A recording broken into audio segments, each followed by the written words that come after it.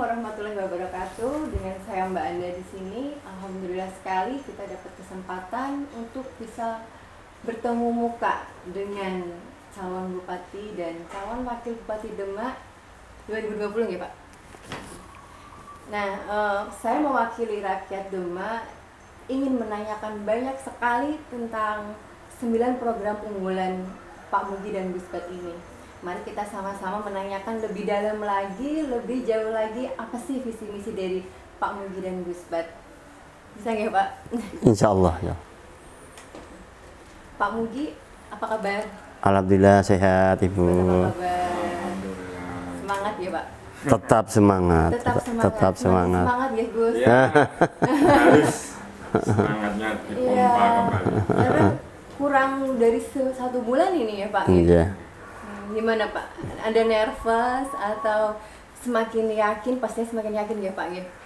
Ya kalau kami insya Allah kami semakin yakin. Amin, Kami semakin amin, yakin. amin. Semakin yakin. Juga sepertinya dengan rakyat Demak kayaknya udah semakin yakin ini mau milih yang mana ya Pak? Ya hanya dengan nomor 2 ya Pak? Iya. Salon 2, jadi dari saya dan Pak Mugi dan Gus Bat.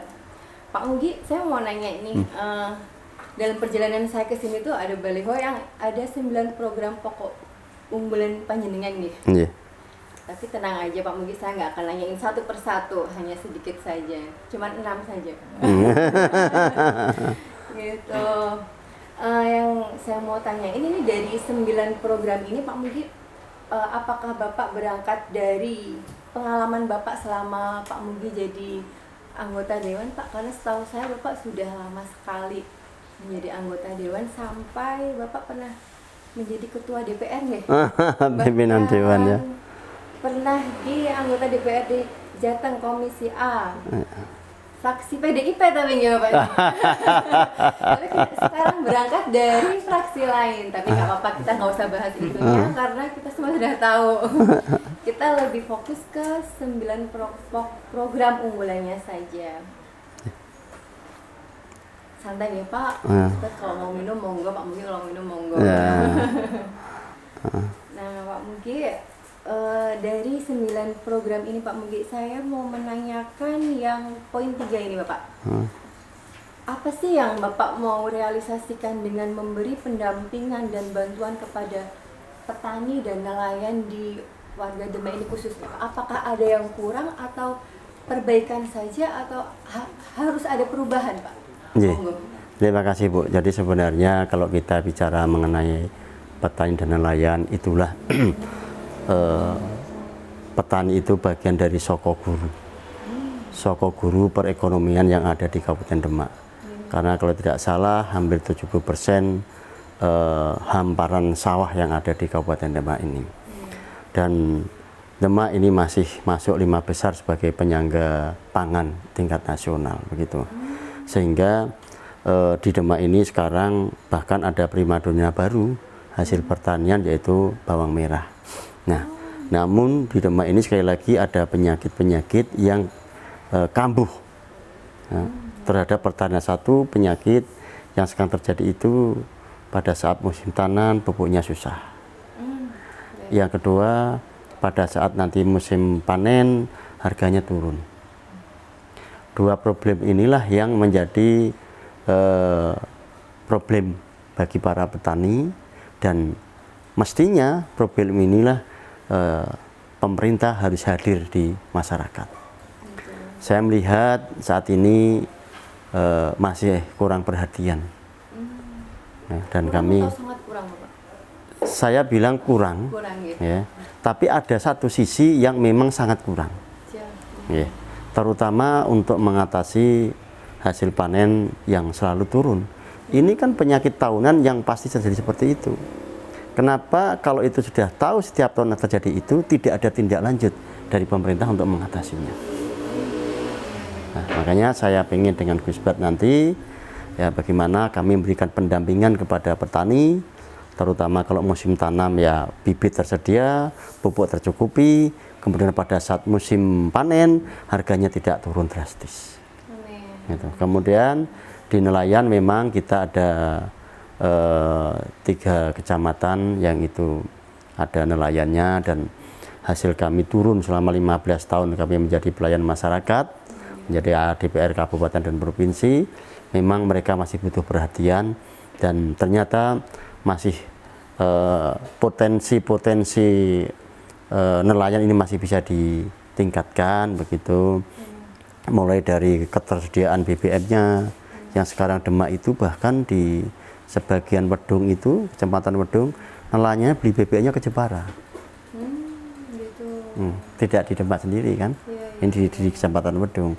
Kemudian hasil laut yang kita dapatkan ini masih kita jual di Semarang, bukan di Demak sendiri kan begitu.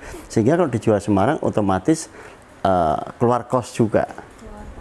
Iya, kosnya akan tambah. Sehingga kami punya pemikiran bahwa kebutuhan pokok nelayan ini terkait dengan untuk melaut juga kita cukupi. Kemudian bagaimana nanti bukan kita yang membuang hasil laut ke luar daerah, tapi biar orang luar masuk ke Demak untuk membeli hasil laut yang ada di Demak, saya kira begitu. Dan kami sudah siapkan program-program itu, termasuk kami ingin membangun pasar ikan modern gitu kan. Di bawahnya kita jual ikan-ikan, di atasnya itu kita buat resto yang memasaknya. Itu membuat daya tarik tersendiri untuk Kabupaten Demak, saya kira begitu. Jadi supaya lebih nyaman, lebih baik pembeli atau penjualnya ya Pak. Seperti slogan Pak Mugi nih, Mugi menang, petani senang, pupuk gampang. Intinya adalah lebih mensejahterakan para petani dan nelayan ya Pak Mugi dan Gus Bat ya. Kalau ini Pak Mugi, untuk pembangunan poin ketiga ya Pak, ada pembangunan sarana dan prasarana olahraga. Apakah Pak Mugi mau membangun stadion atau apa nih Pak? Atau mau membangun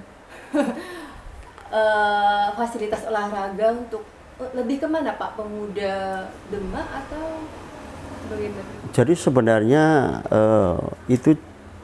itu manfaatnya sangat panjang, sangat besar sekali buat kemajuan Demak. Memang di situ saya membangun sport center. Ya, tapi bukan hanya sport center sebenarnya tujuan kami. Tetapi Gus Bat sering mengatakan bahwa di Demak ini sudah ada degradasi moral. Nah, dengan adanya saya akan membangun sport center itu, di situ ada nilai ekonomisnya tentu untuk warga. Karena kalau kita bangun gor, di situ kita bisa ada pujasera dan sebagainya. Itu masyarakat bisa menikmati itu, bisa mencari penghidupan di situ. Kemudian bagaimana para pemuda, para atlet itu sekarang sebenarnya Demak ini kan bakat atletnya luar biasa, tapi mereka tidak punya sarana prasarana untuk itu. Maka saya ingin menyalurkan bakat-bakat para pemuda ini, insan olahraga ini, agar lebih berprestasi dengan ketersediaan sarana dan prasarana olahraga itu.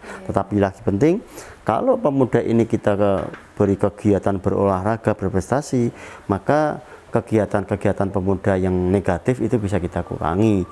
Dengan olahraga kita bisa menekan angka pencegahan narkoba dan sebagainya. Itu tujuan kami, bukan hanya sekedar olahraga aja, tapi ada nilai ekonomisnya, ada pesan moralnya, ada bagaimana kita bisa mencegah narkoba dan sebagainya dengan kegiatan olahraga itu. Sekaligus mencari bibit-bibit unggul atlet-atlet ke depannya nanti. Nah, tentunya kan seiring juga kita membangun rohaninya ya, dalam pola al-aqlu salim bijismi salim itu juga sangat tergantung juga pemuda yang sehat. Akalnya juga sehat, tentu akan tambah mengisi pembangunan Kabupaten Demak yang lebih baik. Memang pemuda itulah yang sebagai generasi yang kita butuhkan untuk membangun daerah kita, Kabupaten Demak. Gus Bat, saya baru ketemu Gus Bat sekali. Jadi kita ngobrol santai saja. Saya dapat bocoran ini, Gus Bat adalah Apa yang bocor nih? putra dari Kiai Haji Maksum Mahfuzi dan pengurus NU Kabupaten Demak serta kepala sekolah MI Fatul Huda. Luar biasa nih Pak Mugi wakilnya. Gus Bat, yang ingin saya tanyakan ke Gus Bat di poin pemberian tunjangan untuk guru swasta, madrasah diniyah, TPQ, dan pondok pesantren. Apa yang ingin Gus Bat realisasikan dan bagaimana cara merealisasikannya Gus Bat? Ya, terima kasih. Kami mencoba hadir, bahasanya begitu, untuk memberi apresiasi kepada pejuang-pejuang agama yang di daerah, terutama di pelosok-pelosok itu. Bahasanya adalah beliau-beliau dari garda depan untuk membangun masyarakat dalam segi spiritualnya kan gitu.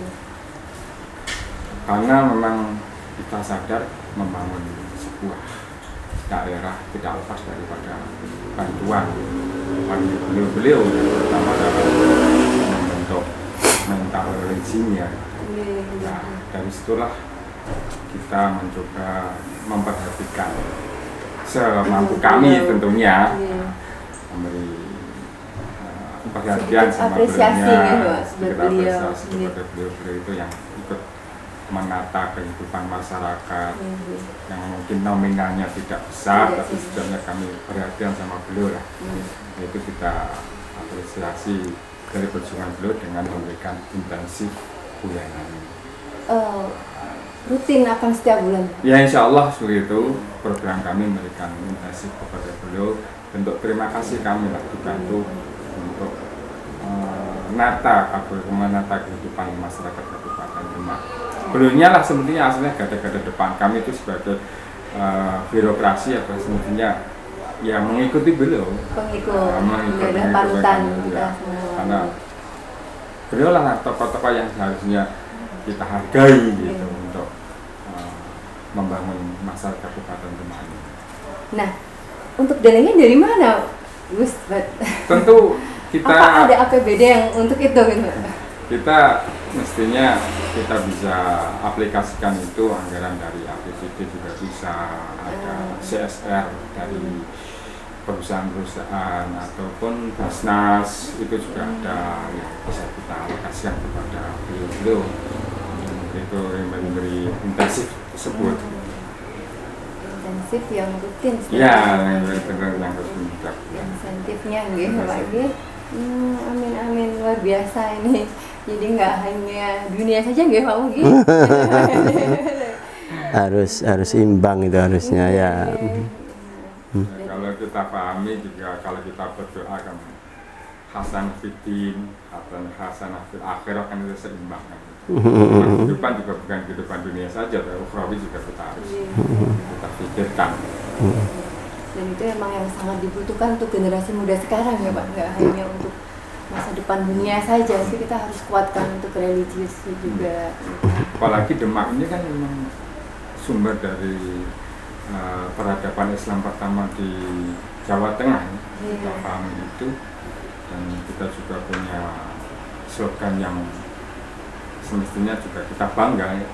Demak sebagai kota wali, kita harus bangga. Nah, itu salah satunya untuk mengembalikan marwah daripada kota wali itu kan ya lewat daripada pejuang-pejuang agama tadi, romo-romo kiai juga tadi yang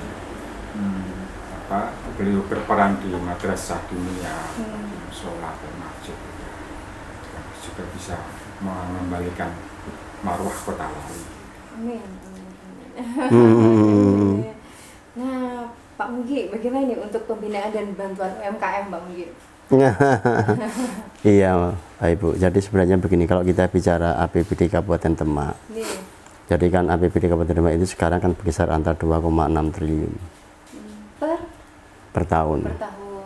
Nah, 2,6 triliun itu sekitar 50%-nya sebagai belanja publik yang tidak bisa di DUD. Yang 50% lagi itulah yang bisa dimanfaatkan untuk salah satunya UMKM. Tetapi sebenarnya kami ingin berinovasi pada saat kami nanti dipercaya oleh rakyat Demak untuk memimpin Demak. Kami tidak akan hanya melulu tergantung terhadap APBD, bukan. Tapi kami lebih nanti akan menghidupkan sektor swasta ini untuk ikut peran di dalam pembangunan di Kabupaten Demak, terutama di sektor UMKM. kami sudah ketemu dengan para pengusaha di Kabupaten Demak. Ada sekitar 200 pengusaha di Kabupaten Demak ini, baik menengah maupun besar. Kemudian yang masuk ke Apindo itu ada 48 perusahaan besar, ya. Dan saya yakin dengan sekarang RT RW-nya baru ini ada 6.600 hektar sebagai zona industri dan zona bisnis, saya meyakini bahwa 5 tahun ke depan Demak menjadi primadona baru bagi investor yang akan masuk ke sini. Nah, sekarang kita bicara yang sudah ada saja, bahwa kalau kita bisa mengelola dengan benar yang disampaikan Gus Bat tadi, CSR-nya, ya, zakat para pengusaha ini yang harus dibayarkan rutin setiap tahun, ya, 2,5% dari neraca keuntungannya, itu kalau dikelola dengan baik sudah puluhan miliar itu. Dan itu kami punya cita-cita, itu kita kelola baik, pemerintah memfasilitasi bersama dengan pengusaha, dengan buruh, membentuk forum CSR yang akan mengelola uang-uang dari CSR itu. Ya, nanti kita atur aja, yang 30% itu kita kembalikan lagi ke buruh, yang 70% ini untuk penguatan ekonomi di Demak. Salah satunya untuk UMKM. Kemudian UMKM bukan hanya untuk pengusaha yang sudah kerja, tapi bagaimana saya pengen bahwa para pemuda ini, ayo kita ajari untuk bekerja di UMKM juga. Ayo para pemuda, bukan hanya mereka berolahraga, tapi ayo kita ajari untuk berswasta dengan mengelola usaha lewat UMKM ini. Jadi kami memang tidak hanya tergantung dengan APBD, tapi kami ingin berinovasi bahwa sebenarnya kalau kita mampu, bisalah dari sektor swasta banyak kok. Banyak banget yang ingin masuk ke depan. Ini juga bisa untuk di kalangan pesantren juga bisa juga. Di wilayah pesantren itu ada. Jadi tidak hanya para pengusaha itu. Iya. Hanya sekarang mungkin potensi itu belum tergarap dengan baik, atau memang sengaja tidak mau menggarap gitu loh. Nah, itu yang mau saya. Makanya, atau mungkin tidak mau menggarap itu, atau bahkan sudah digarap tapi tidak transparan gitu loh. Iya, oknum ini kan. Nah, saya dengan Gus Bat, saya Gus Bat nggak mau seperti itu. Memang kita mau bekerja untuk rakyat. Ya, kita buka semuanya untuk rakyat, untuk kepentingan rakyat gitu. Dan kami sudah matur sama bos, kita nggak mau jadi pejabat loh. Kami ini mau jadi pelayan masyarakat. Itu melayani, bukan pejabat itu. Jadi mau. Itu juga seiring dengan yang dikatakan, yang didahulukan sama Rasulullah, ya. Dalam kitab Tambihul Pilih, Rasulullah mengatakan bahwasanya afdhalul qaumi khatimuhum. Orang yang paling baik di satu tahun itu kan orang yang melayani. Nah, kita lah coba ke arah sana gitu. Iya. Amin. Itu kita sebagai dasar lah kita untuk berjalan bersama dengan Pak Mukid untuk melayani masyarakat, jadi khotimnya. Sebenarnya kalau sudah transparan, mungkin Demak sudah makmur dari dulu nggak? Saya tidak mau ngomong itulah. Saya yang ngomong. Saya sebagai wakil rakyat Demak ini mau ngomong seperti itu nggak apa-apa nggak Pak Mukid? Oh iya, boleh. Sebagai warga Demak boleh saja. Ya. Terus kalau untuk ini Pak, ada penataan dan penyediaan sarana dan prasarana PKL Demak. Kok sampai ke PKL nih Pak? Apakah memang belum ada atau seperti apa ini? Pak Mukid monggo. Ya, saya begini, nanti mungkin bisa ditambah sama Gus Bat, karena saya setiap mau punya program kerja kami itu, Gus, tolong deh ini dicari dasar kerjanya dulu di Al-Qur'annya apa kan begitu. Sehingga dia memang kami melangkah itu bukan hanya dasar-dasar duniawi saja, tapi dasar-dasar agamanya itu harus ada kan gitu. Nah, apalagi PKL. Saya lihat di Demak ini masih ada PKL yang belum tertata, ada 3 titik. Dan itu sebenarnya ini menjadi pusat ekonomi baru yang sangat luar biasa buat Demak kalau kita mau menata. Satu itu ada di PKL Kerajaan. Yang kedua PKL yang menuju ke Makom Katilang. Yang ketiga itu ada di Tembiring. Nah, inilah yang saya turun ke sana, ternyata para PKL ini nyun pangapunten. 80% mereka punya utang bank. Dan 80% mereka harus mengangsur setiap bulan. Dan 80% dia tidak punya mata pencaharian selain PKL itu. Nah, kalau PKL itu kita biarkan seperti itu, maka tidak ada peningkatan kehidupannya. Bahkan PKL itu membuat atau cenderung membuat kota ini kumuh dan kotor. Karena tidak ada penataan itu. Karena tidak ada penataan, mereka seenaknya sendiri kan. Maka kami selaku pemerintah ini punya cita-cita bagaimana kota ini bisa asri, bisa indah, ya. Tapi, ya, Pak, PKL-nya masih tetap bisa jualan, hasilnya bisa dinikmati oleh mereka, gitu kan, tanpa mengurangi estetika kota ini. Nah, jadi bagaimana caranya? PKL itu nanti kita tata, kita bangun dengan uang pemerintah, kita bangun dengan uang swasta, tempatnya menjadi bagus, menjadi bersih, kan begitu. Mereka tidak beli kios-kios itu, mereka kasih gratis, ya. Hanya kita tata. Kesannya kan ada yang jual nasi, sebelahnya jual buah, sebelahnya ada tukang las, itu ya nggak boleh. Nanti kita klaster, ini makanan, ini souvenir, ini apa, kita klaster, kita buatkan yang bagus, sehingga justru masyarakat akan datang ke situ. Kalau kemarin mau makan ke situ itu canggung karena kumuh, sekarang enggak. karena kotor. Karena kotor, setiap sore mereka dengan anaknya mau jalan-jalan, saling menikmati, ya, kemudian bisa belanja kuliner, bisa makan di situ, kan gitu. Jadi enjoy, kadang-kadang dia bahkan nggak masak, beli di situ, kan itu. Nah, harapan kami mereka kita buatkan, mereka tidak beli, tetapi mereka harus membayar retribusi yang lebih kepada pemerintah. Artinya begini, Bu, kalau dengan kondisi kumuh itu orang jual nasi bisa laku 10 porsi setiap malam, tapi dengan kondisi yang bersih kita buatkan, mereka bisa laku 20 porsi. Nah, yang 1 porsi inilah kasihkan kepada Pemkab Gitu. untuk membayar retribusi pengganti dia bangun, kan. Artinya apa? Dia nggak berat, tidak di awal membayarkan, enggak. Nah, kalau dia membayar 1 porsi, dia sebenarnya masih untung 9 porsi setiap harinya daripada dibanding yang kemarin. Ini kan tinggal muter otak kita saja mau apa enggak untuk membangun masyarakat Indonesia, masyarakat Demak, ya. Itu untuk PKL-nya seperti itu. Kita tata, dia buatin. Ya. Kemudian di Tembiring itu sekarang luar biasa kumuhnya itu. Telek jaran di situ, maaf, ada yang pipis di situ, seperti situ. Kumuh banget. Nah, kami ingin nanti di Tembiring itu menjadi pusat ekonomi baru untuk para pemuda. Mari pemuda berkreasi di situ nanti. Kita buatkan menjadi tempat yang bagus. Tetapi kita tidak mengurangi kuda, enggak kita hilangkan. Tetap biar bendi di situ. Apa enggak ngotor? Enggak. Malioboro itu banyak kuda, toh enggak ada teleknya. Bisa kok. Kenapa kita enggak, gitu? Nah, nanti silakan pemuda ini ada pasar seni di situ, pasar di situ, bisa berkreasi di situ. Ini tempat anak muda kumpul di situ. Kumpul yang sehat, membicarakan bagaimana kuliah, membicarakan bagaimana pekerjaan, ada tempat meeting di situ. Itu yang luar biasa buat kami. Tanpa mengurangi budaya Islam dan tradisi Demak, adanya gerbek besar, enggak akan menghilangkan itu. Satu itu. Kemudian saya sangat prihatin di Jalan Lingkar itu ada remang-remang.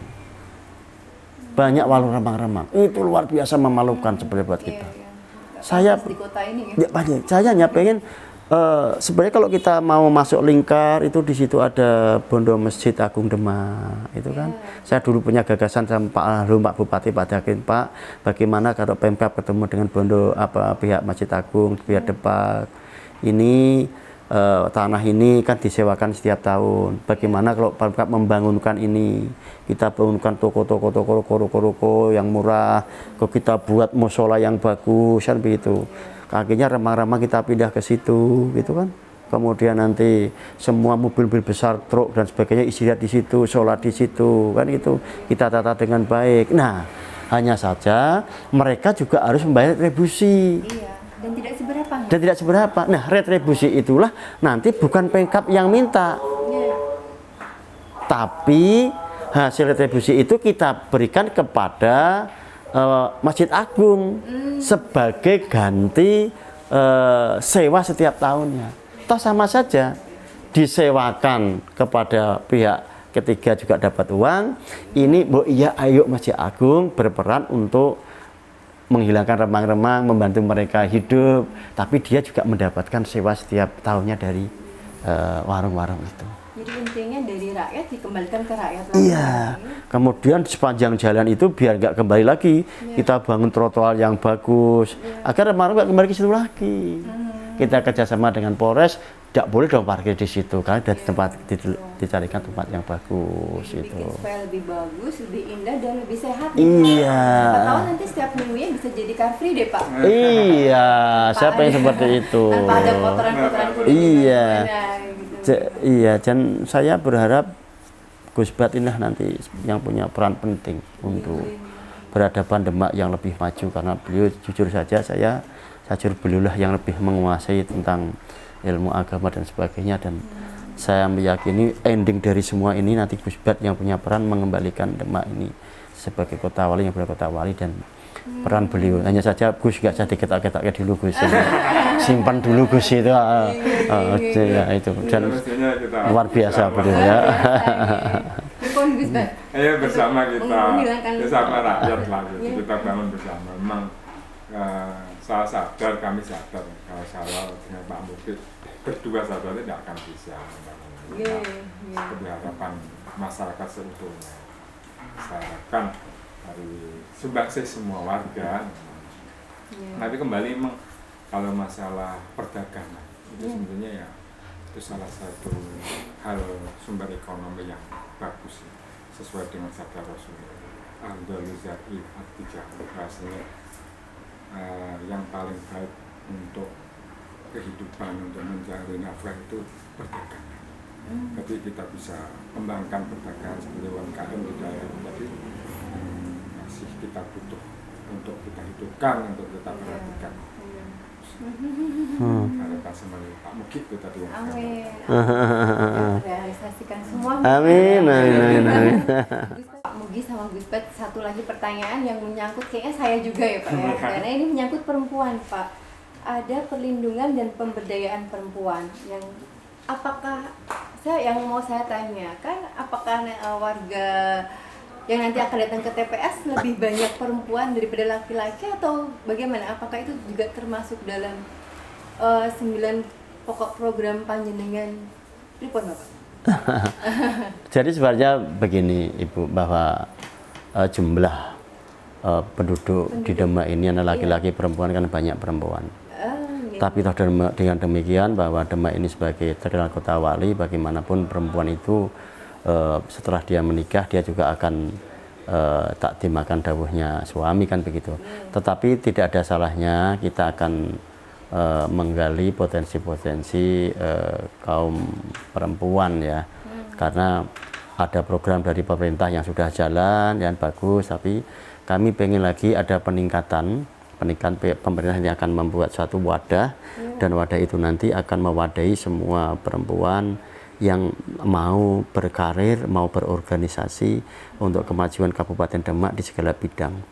Ada bidang ekonomi perempuan, mungkin ada bidang pendidikan kan, ada bidang keagamaan, dan itu akan kami buat wadah yang lebih sempurna lagi, sehingga para perempuan yang ada di Demak ini dari kalangan, dari macam-macam kalangan, dari macam-macam golongan, dari macam-macam usia, itu bisa menyalurkan keinginannya, menyalurkan bakatnya ya, di dalam satu wadah, dan wadah itu wadah yang syar'i, wadah yang syar'i di Kabupaten Demak ini. Dan bagaimana wadahnya nanti ya tentu nanti akan kami bicarakan dengan organisasi-organisasi keperempuan yang ada di Demak, karena kami harus mengundang mereka semua untuk dialog komunikasi. Nanti pemerintah ingin punya program seperti ini, kita tawarkan kepada organisasi-organisasi perempuan yang ada di Demak ya, maka nanti hasilnya seperti apa, ayo kita bicarakan bareng. Yang penting bahwa perempuan itu punya, di samping yang sudah nikah sebagai ibu rumah tangga yang harus mengelola rumah tangga dengan benar, tapi mereka juga bisa mengekspresikan ya, menyalurkan bukan hanya sekedar hobi, tapi menyalurkan ilmunya dan sebagainya, dan menghasilkan ada nilai ekonomisnya. Akhirnya yang ibu-ibu yang hafid itu bisa punya nyuwun pangapunten, tidak hanya melulu saya ini nanti diundang untuk khatam Quran, ya tidak seperti itu kan, tapi justru dia bisa meningkatkan ilmunya dengan wadah yang nanti akan kita bangun, kita buat yang baru untuk penyempurnaan ini. Dan itu sebenarnya Gus Bat lebih tahu semuanya.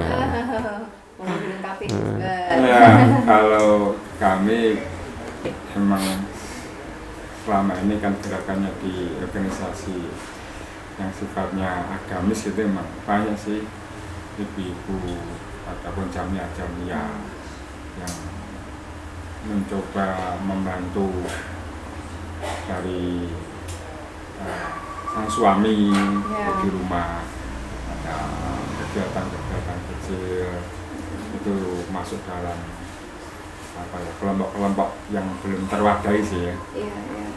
Apalagi kalau saya tujuannya pesantren, banyak santriwati dalam Jamatul Qura itu juga ada, atau mungkin yang lebih besar lagi ikut dalam jamiah muslimah, fatayah dan sebagainya, itu kan juga bisa kita akomodir dalam forum-forum ini tadi untuk sekedar membantu income buat suami lewat ekonomi kreatif gitu ya. Iya, betul. Oh gitu. Jadi nggak hanya untuk para suami gitu ya Pak, tapi di sini sekali lagi saya ingatkan buat ibu-ibu dan mbak-mbak warga Demak yang khawatir, jangan ragu untuk memilih Pak Mugi dan Gus Bat, karena beliau-beliau ini ngasih kita tempat wadah untuk sebagai perempuan kita harus tetap inovatif, selain untuk menyalurkan hobi, tapi juga akan ada hasilnya, gitu ya Pak Mugi? Insya Allah begitu. Bahas 9 pokok program unggulan gitu. Ya. Nah, yang saya pengen tanyakan ini, ada aspirasi warga Demak khususnya melalui media massa nih, yang setelah saya baca tuh tidak ada di 9 program jenengan. Seperti contohnya disabilitas, pegiat ekonomi kreatif, terus ada lagi pegiat IT Demak, permasalahan rock, gitu. terus pasar tradisional, dan ada juga pembangunan tata ruang Kabupaten Demak. Nah, gimana Bapak untuk ini lebih ke keluh kesah warga gitu? Iya. Nah, mana yang Bapak mau prioritaskan lebih dulu dan apa yang akan Bapak wujudkan untuk ini? Mungkin bisa dijelaskan salah satunya, Pak Mugi. Saya sebenarnya begini Bu, sebenarnya apa yang ditanyakan masyarakat itu kami di pemerintah, kalau bisa di pemerintahan itu kita akan ada OPD, organisasi perangkat daerah yang menangani masing-masing yang dikeluhkan masyarakat itu tadi. Contohnya memang di bidang IT. Saya dan Gus Bat ini nanti memang ingin memberdayakan para pemuda yang ahli di bidang IT. Kita nanti akan punya program yang namanya Lapor Bupati. Jadi setiap warga itu nanti bisa melaporkan kejadian, apapun kejadian masyarakat, baik buruk atau tidak buruk, memberi masukan pada bupati, mengkritisi bupati, atau bahkan menyanjung bupati sekaligus kalau baik, silahkan lewat lapor bupati. Dan itu tidak lepas dari peran pemuda yang ahli di bidang IT. Jangan khawatir pemuda ya. Jadi kita akan salurkan ke situ, bidang IT.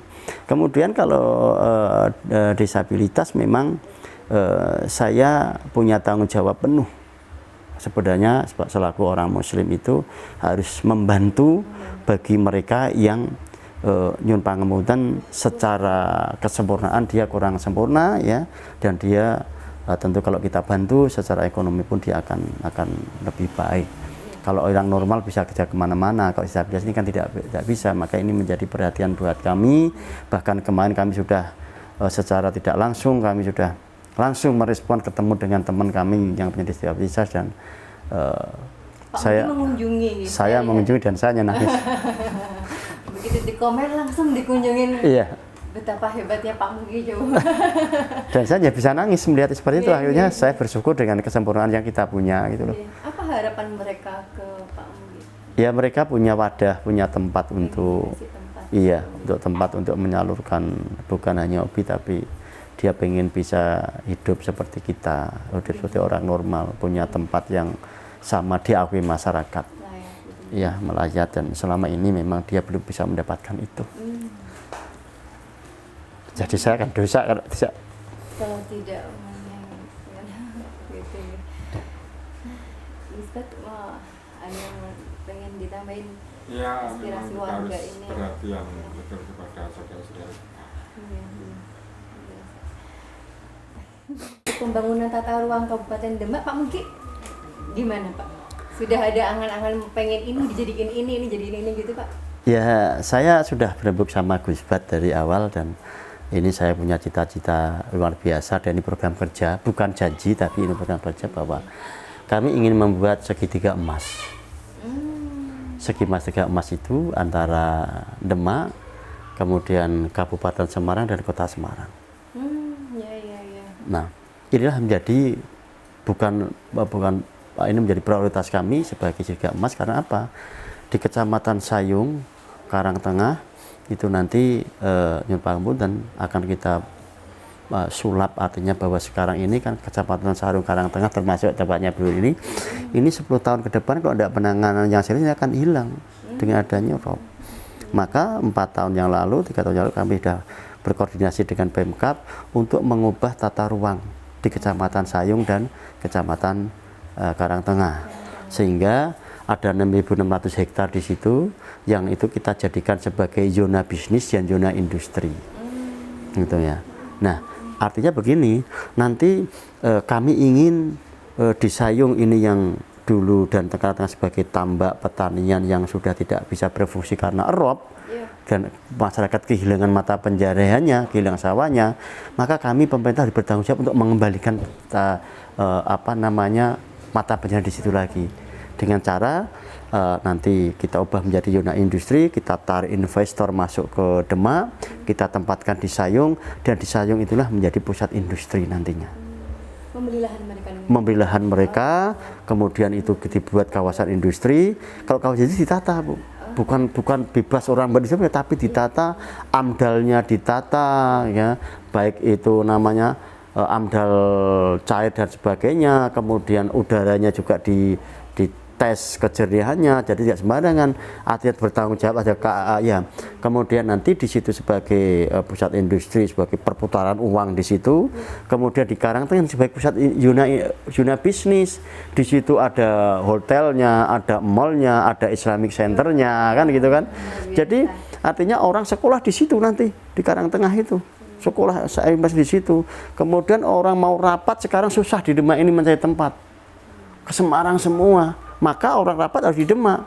Saya pengen di situ ada museumnya, museum Islam. Jadi orang ziarah ke Demak itu bukan hanya sholat di masjid, kemudian di Kadilangu, di Makam Selawi, enggak. Tapi dia harus mengerti Demak yang sebenarnya, sejarah Demak bagaimana. Maka dia harus masuk ke museum, melihat film bagaimana Islam masuk ke Demak, bagaimana kerajaan Demak, bagaimana membangun Masjid Agung Demak, sehingga Demak terkenal dari kota wali, kan gitu. Jadi mengingatkan kembali itu sehingga Demak menjadi benar-benar kota wali. Kemudian di situ ada mallnya. Kalau Sayung itu tempat industri, perputaran di situ, maka nggak boleh dong sekelas manajer yang dari luar Demak nanti belanja di Semarang. Mereka harus cari uang di Demak, belanjanya juga harus di Demak, itu kan. Inilah untuk mengangkat perekonomian di Demak. Kemudian kota Demak tetap menjadi pusat pemerintahan. Jadi pusat pemerintahan di Demak, pusat bisnis di Karangtengah, ada Islamic Center, ada hall dan sebagainya, membicarakan Islam di Demak karena tempatnya. Kemudian Sayung sebagai pusat industri. Kemudian kami tarik ke Meranggen, terus nanti akan kita bangun jalan besar ke arah Meranggen. Kemudian Meranggen ini kita jadikan sebagai kota satelit baru, sebagai hunian yang nyaman bagi penduduk di Demak dan Semarang, karena yakin, Bu, sebentar lagi Semarang penuh. Tidak mungkin perluasan ke selatan karena gunung-gunung, perluasan ke utara karena laut, pasti kalau nggak ke timur ke barat. Maka kita harus memberi wadah bagaimana peluasan itu ke timur, dan Meranggen inilah yang akan menjadi pusat ekonomi dengan tumbuhnya kota di sana. Jadi orang sudah ke industri, sudah belanja, kita buatkan jalan dari Gorawi ke Meranggen Besar, maka dia akan bermukim di sana. Kalau di sana ada pusat industri, maka pasti ada orang-orang kaya yang masuk ke Demak. Maka kita sediakan Meranggen sebagai kota satelit yang baru. Itu cita-cita kami dengan Gus Bat. Tapi itu tidak cukup hanya 2-3 tahun. Mungkin butuh 4-5 tahun, 10 tahun sampai itulah. Jadi harus 2 periode nih kayak. Harus begitu ya. Ada gitu. Sebagai warga Demak kita harus support supaya terrealisasi semua nih apa yang menjadi tujuan Pak Mugi dan Gus Bat. Makanya sebenarnya jangan ragu-ragu orang Meranggen milih kami. Karena Meranggen akan kita jadikan sebagai kota satelit dan Meranggen penduduknya besar loh. Tunggu kami. Nggak cukup 1 periode nih, Pak. Tunggu kami dengan Gus Bat ya. Ya. Nah ini kayaknya sudah semua nih apa yang jadi unek-unek kami sebagai rakyat Demak. Dengan obrolan ini meyakinkan kita untuk yakin dan pasti akan nyoblos nomor 2. Nah, amin. Amin.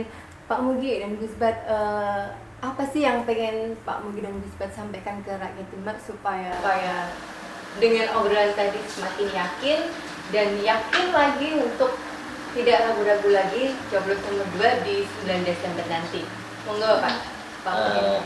Seluruh masyarakat Kabupaten Demak dari semua kalangan lapisan, kami dengan Gus Bat sudah berjanji untuk mewakafkan diri kami untuk Kabupaten Demak. Kami berdua tidak ingin menjadi pejabat, tapi kami berdua ingin menjadi pelayan masyarakat. Tolong kami beri kesempatan kepada kami berdua untuk melayani seluruh masyarakat Kabupaten Demak. Kami berdua, Bapak Haji Mugiono dan saya Muhammad Gadudin, mengharap kepada semua warga Kabupaten Demak untuk hadir nanti pada tanggal 9 Desember berbondong-bondong ke TPS untuk mencoblos pilihan nomor 2, yaitu atas nama calon Bupati Pak Haji Mugiono dan saya wakilnya Muhammad Gadudin. Saya ucapkan terima kasih kepada semua warga yang mendukung kami. Tentunya kami tidak lupa dengan qaidah ataupun dawuh Rasulullah tadi, yaitu di kitab Tanbihul Wabilin yang diriwayatkan dari